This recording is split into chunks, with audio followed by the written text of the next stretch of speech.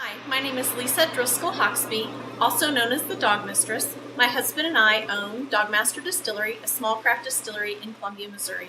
I just want to thank you for watching Life as the DogMistress and hope you enjoy it.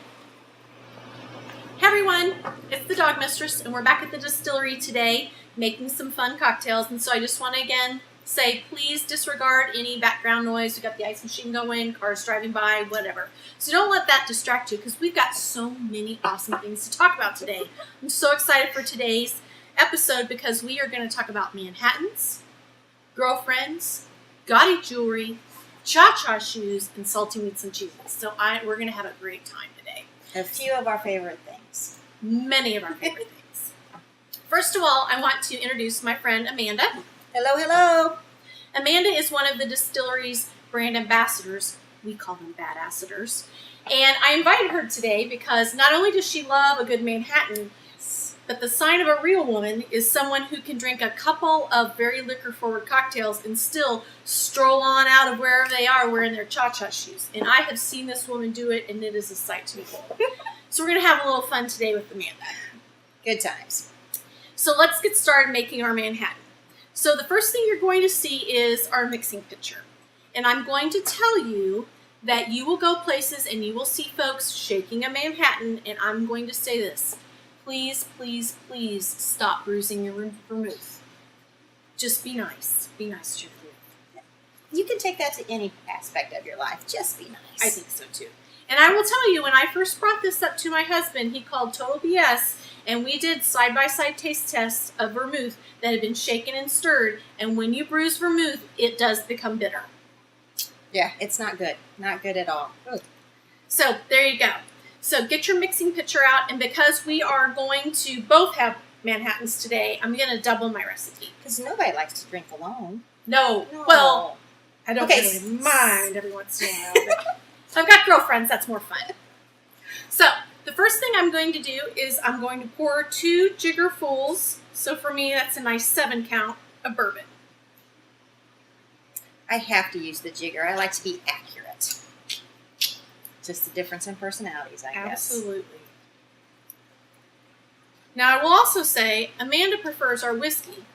So she will make her Manhattans with our whiskey. And I'm saying to you, you should make your cocktails with the booze that you like. So if you're a bourbon person, make a bourbon Manhattan. If you're a whiskey person, make a whiskey Manhattan. I kind of like a little bit of both. So you need to do what works for you. Yeah. The second thing we're going to add are bitters.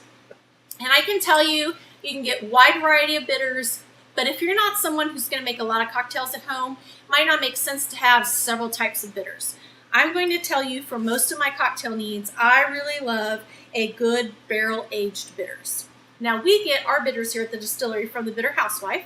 They're a little mom and pop shop out of Oregon, and we love them so much. Some of the best bitters ever. But you can get bitters really at any good liquor store, a grocery store that has a nice liquor department, and they should all have a barrel-aged bitters that you can get and try. Now, the name of that is a little bit deceiving. It doesn't add bitterness to the drink, correct? So bitters is actually something that was used a long time ago to kind of mask the flavor of really bad alcohol. And so it does also have some medicinal properties to it. For us, it's just an additional flavor component. It's just like adding, kind of like for me, like salt on top of the margarita. Okay. It's essential to my margarita pleasure, but it's not what I'm going to notice just about the margarita. Okay. So there you go. The next thing we're going to add is our vermouth. And I can tell you, just like pretty much any liquor or any wine or any beer, there's a very wide taste profile, flavor profile for your vermouth. And so I'm also going to encourage you to go to your local bar or restaurant, especially if they have more than one vermouth. And the next time you order a cocktail that has vermouth in it, ask them to try a couple of them before you add it to your cocktail, because it really does make a difference. It does, and it wasn't until we were here and you guys let us do a little side-by-side tasting that you realize it's a whole new world when you have a better vermouth. Absolutely. And especially in a cocktail like this one where it's very liquor forward, you want that vermouth to complement your bourbon. You don't want it to compete. So because I'm doing a double batch, I'm going to do a full jigger full. Okay. I'm going to do a jigger full of vermouth. Or not. Okay, let me go get, can you go get another bowl?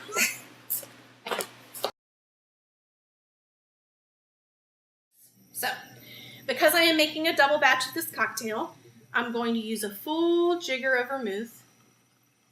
So about 1.5 ounces for 2 cocktails.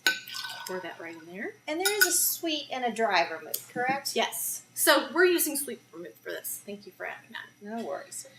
And then the last thing that we're going to add, I call it a little love, a little magic, whatever you want to call it. And that is a little bit of cherry juice. Now, I will tell you that I know a lot of people that are big fans of maraschino cherries. I'm totally down with a good maraschino cherry on my sundae, but I don't really want anything that's super neon to be in my cocktail. So I'm going to tell you that you can totally get the Luxardo cherries, which are amazing and wonderful, and a little expensive. So if you don't make a lot of cocktails, it's going to be a little cost prohibitive.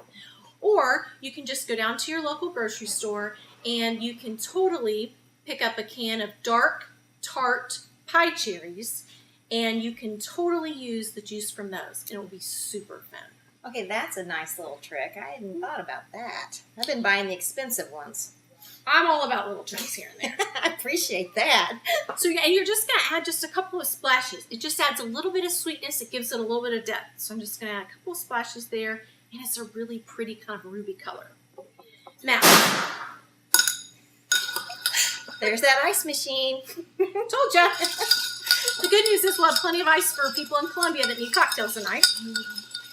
So, what I like to do for a cocktail that I'm going to serve that's not going to be over ice, I either really like to shake it very well, or I like to stir it because I really want that cocktail to be chilled when it goes in the glass.